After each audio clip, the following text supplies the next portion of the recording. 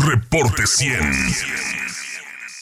Le agradezco a Remy Martínez Cantú, Víctor Remigio Martínez Cantú, internacionalista, que nos apoya a entender al presidente López Obrador y a esta situación de Cuba. Remigio, ¿cómo estás? Buenos días. Muy buenos días, Juan Carlos. Muy buena descripción del tema que pasó ayer. Remy, a ver, ¿qué es el bloqueo? O sea, ¿qué es lo que le hace Estados Unidos a Cuba que tanto le molesta al presidente López Obrador al grado de que pues ha pronunciado estos discursos distintos a los que a la relación que ha tenido con el gobierno de Estados Unidos, una relación de sometimiento, vamos a decirlo con toda la contundencia? Remy, ¿qué es el bloqueo? ¿Qué es lo que le bloquea a Estados Unidos a Cuba? Bueno, Estados Unidos, esto yo creo que había que darle un contexto mucho más grande, Juan Sí. Carlos, histórico. Evidentemente este es un tema geopolítico muy interesante que estamos viviendo ahorita en el 2021, pero que tiene muchos años, desde la llegada de Fidel Castro en los 50 a la isla de Cuba, vamos a decir, a un movimiento de revolución, la salida del gobierno que se tenía entonces, y que Cuba pasa junto con Fidel Castro y con su visión del mundo e ideología comunista y una relación geopolítica en aquel momento con la Unión Soviética, llega a la isla de Cuba, y la isla de Cuba se explica mucho por su posición geográfica, ¿no? Es una isla que es muy cercana a México, pero que también es muy cercana a las costas de los Estados Unidos en Florida. Un tiempo después de esa llegada de Fidel Castro a la isla de Cuba, se da lo que se le llama la Guerra de los Misiles o la Guerra de los 13 días, como le quieran llamar, que es un momento de mucha tensión porque la Unión Soviética hace llegar armamento aparentemente nuclear a la isla, lo cual genera una enorme presión internacional entre el presidente Kennedy y las autoridades de la Unión Soviética y la posibilidad de llegar a una tercera guerra mundial en los 60. ¿Esto por qué? Por la posición tan estratégica que Cuba tiene y de cercanía que tiene ideológicamente con la Unión Soviética en términos de alineamientos internacionales. Eso a la postre lo que generó fue una reacción de los Estados Unidos más fuerte para poder al menos neutralizar la amenaza de la posición geográfica de Cuba por medio de estos embargos, que tiene que ver con evitar de todas costas que haya comercio y haya posibilidades de generar rutas marítimas y controlar hasta cierto punto y aislar a la isla de Cuba del mundo occidental. Son medidas que se pudieran calificar como medidas de geoeconomía, vamos a decir, estas sanciones económicas, sin la necesidad de ir a un enfrentamiento mucho mayor en Cuba, y a pesar de que, pues bueno, también los Estados Unidos ya en una incursión posterior a esto también tienen posicionados elementos militares en la misma isla. Entonces, Cuba se explica por dos circunstancias antes de hablar de las sanciones. Se explica por su posición geográfica, se explica por su alineación ideológica y geopolítica con la Unión Soviética en aquel momento, con Rusia actualmente, y que eso explica mucho este bloqueo económico. Luego, también, y eso es un tema que está muy recurrente en los Estados Unidos, no es de ahorita, tiene mucho tiempo, la comunidad cubano-americana, que son exiliados de Cuba precisamente por el movimiento revolucionario de Fidel Castro, se encuentran la mayoría de ellos alojados en Florida, en el estado de Florida. Y Florida es un estado sumamente importante dentro de la dinámica electoral de los Estados Unidos. Es un estado que apenas gana Donald Trump con 2% en la pasada elección, y que son de esos estados que pueden dar la presidencia para un lado o para el otro cada ciclo que se lleva a esa elección. Y la comunidad cubano-americana es sumamente influyente en la política, al menos de Florida, y en la política nacional.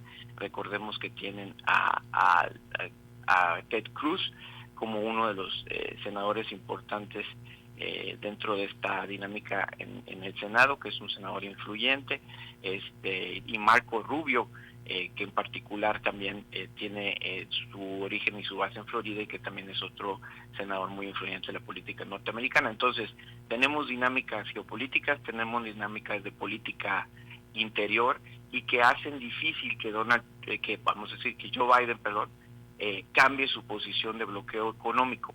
¿Cuál es la acusación?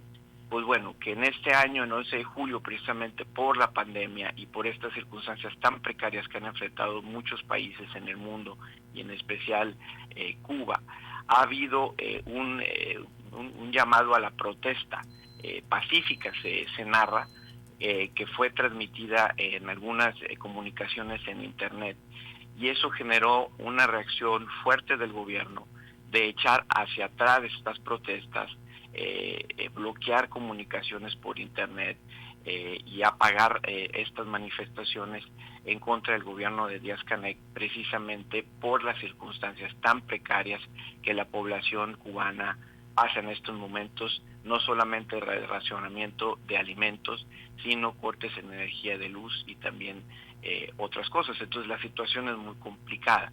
Entonces el gobierno de Cuba dice que precisamente pasan por estas circunstancias porque el bloqueo económico es tan duro, de no poder comerciar sus productos, de no poder ampliar sus posibilidades de ingreso interno, que es precisamente eso lo que genera la protesta. Entonces, mientras tanto, buena parte de la población cubana está sufriendo fuertemente los estragos atraídos por el COVID y por unas finanzas nacionales que aparentemente no pasan por buen momento. Sí, en la vida cotidiana, en el día a día, Remy Martínez Cantú, en la vida de los ciudadanos de Cuba, ¿cómo repercute este bloqueo? Es decir, ¿qué es lo que Estados Unidos le hace a Cuba para que Cuba reclame o justifique la situación de la isla a partir de este bloqueo?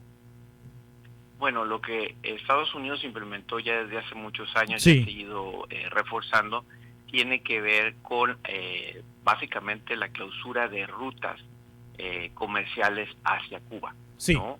Un bloqueo completo de rutas comerciales, amén de tratar de hacer, de permitir que se den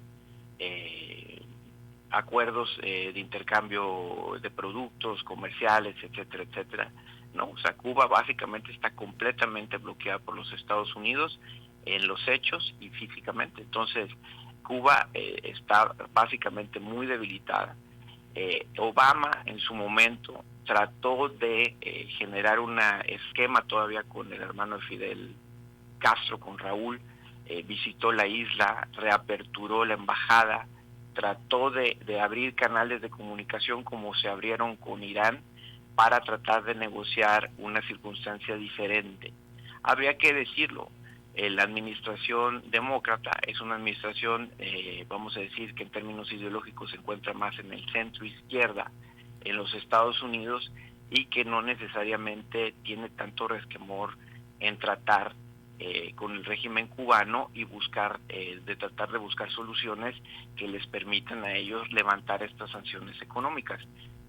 Imagínate a México completamente clausurado en sus puertos, completamente clausurado en sus aeropuertos, ¿no? Y puntos fronterizos para poder sacar sus productos y exportarlos hacia el mundo. Pues muy complicada esa circunstancia. Entonces, ¿quién es primero, la gallina o el huevo? Pues la realidad en estos momentos son temas muy, muy difíciles de discusión, pero también, y te lo digo abiertamente, las causas en ambos lados son reales, y lo que también se platica es la severa represión que los ciudadanos cubanos tuvieron a raíz de los movimientos del 11 de julio, los cuales pues es difícil no traerlos a la mesa. Entonces el discurso del presidente en México, trayendo Díaz-Canel, pues evidentemente venía a esta reunión de países del Caribe, de Latinoamérica, el presidente pues le echa, vamos a decir, el brazo, cosa que no es rara para México en términos de sus gobiernos